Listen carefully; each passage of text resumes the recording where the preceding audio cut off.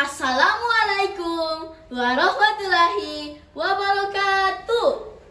Subajo. Halo Dewan Juri yang saya hormati. Halo teman-teman yang saya banggakan. Perkenalkan, nama saya Humaira Maharani Tawakal. Saya perwakilan dari SD Negeri 2 Kota Ternate. Hari ini saya akan membawakan cerita yang berasal dari Maluku Utara yang berjudul Asal Mula Air Telaga Biru. Alkisah di suatu desa bernama Lisawa yang terletak di Halmahera Utara. Hiduplah sepasang kekasih yang bernama Majo Jaru dan Mago Hiduru. Meskipun desa Lisawa merupakan desa yang miskin, tetapi Majo Jaru dan Mago Hiduru tetap menikmati hidup mereka dengan bahagia. Sebenarnya sudah lama sekali Mago Hiduru ingin meminang Majo Jaru untuk dijadikan istrinya. Akan tetapi, ia belum berani sebab Mago Hiduru bahkan belum sanggup menghidupi dirinya sendiri dengan layak. Mago Hiduru kemudian berpikir untuk pergi merantau ke tanah seberang untuk mendapatkan uang demi meminang Majo Jaru. Ia menghampiri Majo Jaru dan menyampaikan niatnya. Sayangnya, Majo Jaru menjadi sangat gelisah ketika mendengar rencana Mago Hiduru pergi ke tanah seberang untuk merantau.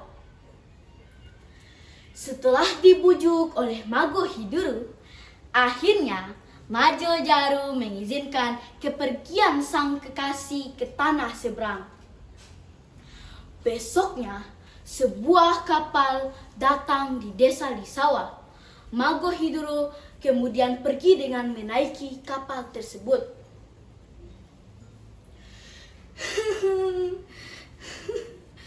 Saya bersumpah akan menunggumu sampai mati, Mago Hiduru. Tak ada yang bisa memisahkan kita. Di hadapan Mago Hiduru, Majo Jaru menyampaikan sumpah setianya kepada sang kekasih. Mago Hiduru dengan berat hati pergi dengan menaiki kapal dan berlayar ke negeri seberang. Bertahun-tahun telah berlalu, Majo Jaru masih setia menunggu kedatangan sang kekasih Mago Hiduru. Setiap hari, Majo Jaru pergi ke pelabuhan untuk memastikan apakah ada kapal yang berhenti di desa Lisawa. Kemudian, pada suatu hari yang cerah, sebuah kapal besar berhenti di desa Lisawa. Majo Jaru tergopoh-gopoh berlari dengan sangat gembira menuju pelabuhan untuk menyambut sang kekasih Mago Hiduru. Dengan sabar, Majo Jaru menunggu hingga semua penumpang kapal turun. Akan tetapi, ia tidak melihat keberadaan Mago Hiduru. Dengan hati yang kecewa, Majo Jaru menghampiri seorang pemuda yang turun dari kapal dan bertanya, "Permisi Tuan, apakah engkau mengenal Mago Hiduru?" "Iya, kekasih saya. Setahun yang lalu, ia pergi dengan menaiki kapal ini. Akan tetapi, saya tidak melihat keberadaannya di antara penumpang kapal." "Mago Hiduru, saya kenal. Sayang sekali, nasib Mago Hiduru sungguh malang.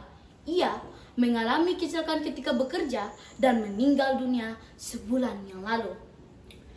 Mendengar kabar tersebut, Majo Jaru lemas dan jatuh menangis histeris. "Tidak mungkin Mago Hiduru akan kembali. Mago Hiduru." Dengan langkah gontai, Majo Jaru berjalan pulang ke rumah. Sepanjang perjalanan, Majo Jaru mengenang Mago Hiduru. Dan air matanya tidak berhenti mengalir. Ia ingat akan janjinya untuk hidup setia semati dengan Mago Hiduru. Di tengah perjalanan, Majo Jaru duduk di sebuah batu besar dan menangis tak henti-hentinya. Lama-kelamaan air mata Majo Jaru berubah menjadi genangan air. Makin lama air semakin tinggi dan menenggelamkan Majo Jaru.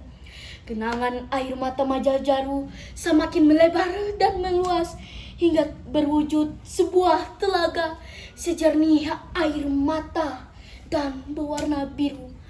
Majo Jaru ditenggelamkan oleh air matanya sendiri. Suatu hari, lewatlah seorang pencari kayu bakar. Ia terkejut ketika melihat sebuah telaga biru di tengah hutan. Pemuda tersebut langsung melaporkan hasil temuannya kepada tetua desa di sawah. Tetua desa di sawah kemudian melakukan upacara adat dan memanggil para roh leluhur. Setelah upacara adat selesai dilakukan, tetua desa mengumpulkan semua warga desa. Beliau kemudian menyampaikan hasil dari upacara adat yang telah dilaksanakan. Wahai warga desa, ketahuilah telaga tersebut tercipta karena air mata seorang gadis yang patah hati. Siapakah gerangan di antara kalian yang merasa kehilangan anggota keluarganya? Silakan maju ke depan. Ayah Mago Hiduru kemudian maju dan melaporkan bahwa anaknya bertahun-tahun tidak pernah kembali. Disusul oleh ayah Majo Jaru yang menyampaikan juga bahwa anaknya sejak kemarin ia pergi ke pelabuhan beberapa hari yang lalu, ia tidak pernah kembali lagi pulang ke rumah. Tahulah mereka bahwa sepasang kekasih Majo Jaru dan Mago Hiduru telah tiada. Mereka kemudian bertekad untuk menjaga telaga itu dengan baik dan memberi nama Telaga Biru. Demikianlah cerita yang saya bawakan. Sekian, terima kasih. Wabillahi taufiq wal hidayah. Wassalamualaikum warahmatullahi wabarakatuh. Subajo.